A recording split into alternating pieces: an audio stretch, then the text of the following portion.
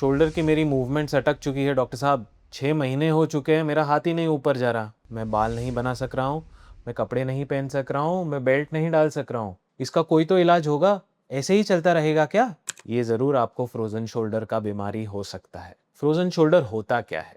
Frozen shoulder बहुत ही misconception इसके बारे में है कि ये अपने आप से ठीक हो सकता है या नहीं हो सकता है।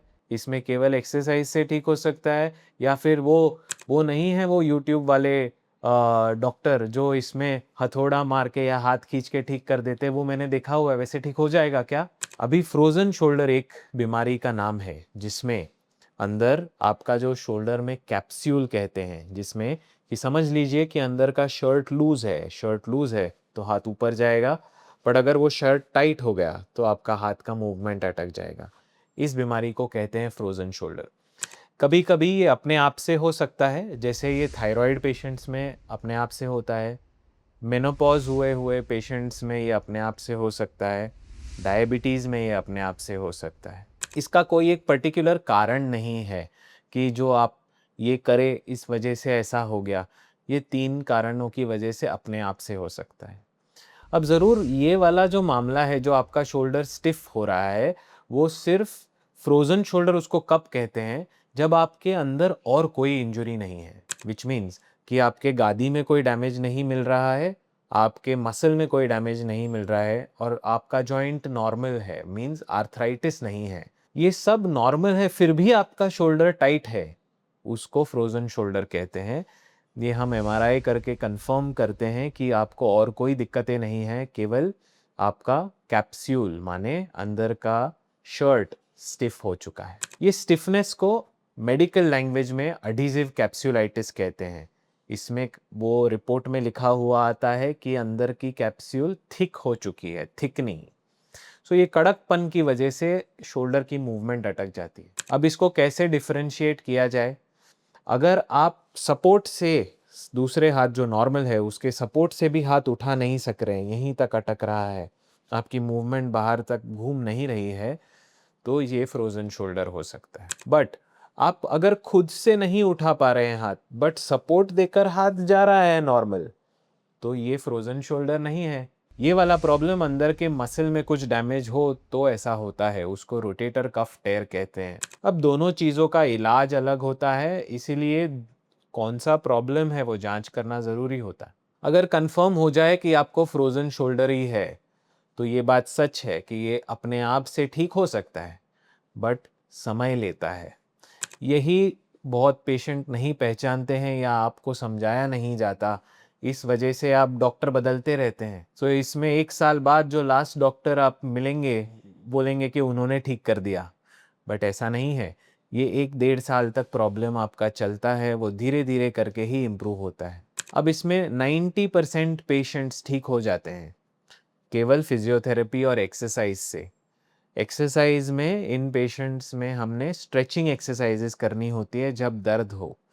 सो ये प्रॉब्लम पहले 3-4 महीने बहुत दर्द देता है, उसके बाद दर्द कम हो जाता है, बट टाइटनेस बहुत होती है, वो स्टिफनेस फिर धीरे धीरे करके खुलती है, जो 1 डेढ़ साल लेती है। सो जब ये टाइट फेज में आप हैं और आपको दर्द नहीं है ज़्यादा, तभी आप ज़रूर फिजियोथेरेपी करें या आप हाथ को सपोर्ट के साथ पुश करें।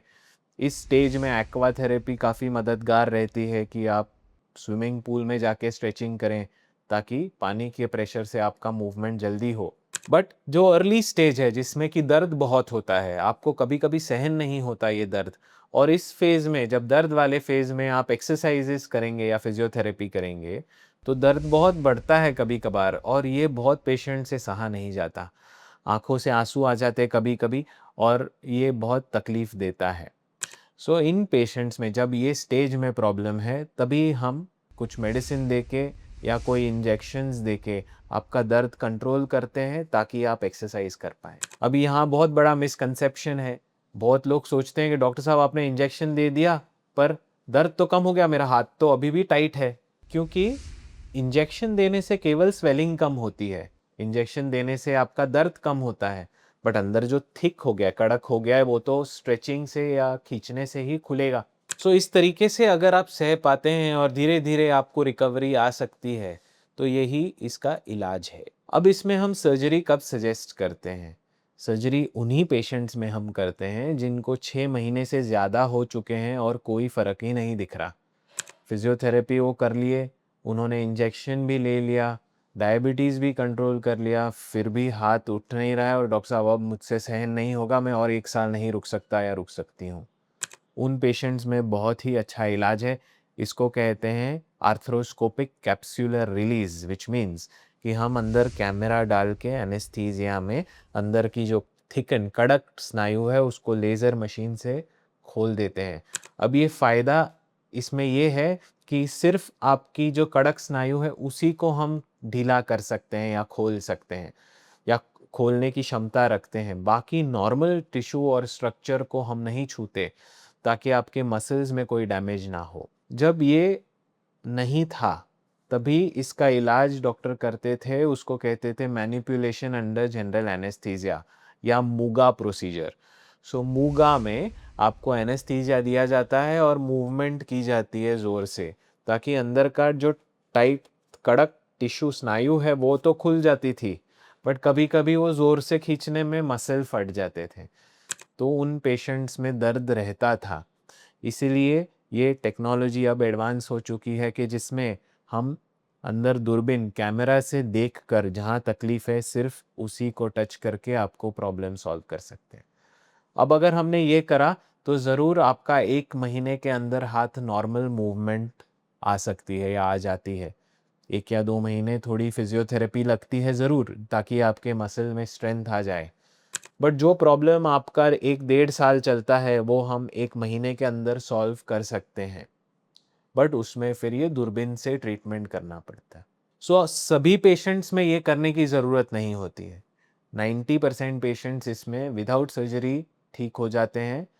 हम वो कैंडिडेट या सिलेक्ट पेशेंट करते हैं जिनमें ये तकलीफ़ अगर नहीं कम हो रही है, उन्हीं में हम ये ट्रीटमेंट ऑफ़र करते हैं। अगर ये आपको वीडियो अच्छा लगा हो तो इसको प्लीज़ शेयर करें और बस वही छोटा बटन जो वहाँ दिख रहा है उसको दबा दें, ताकि आप ये हमारे साथ जुड़े रहें और ऐसे ही इन्फॉर्मेटिव वीडियो आप तक पहुँचते रहें। धन्यवाद।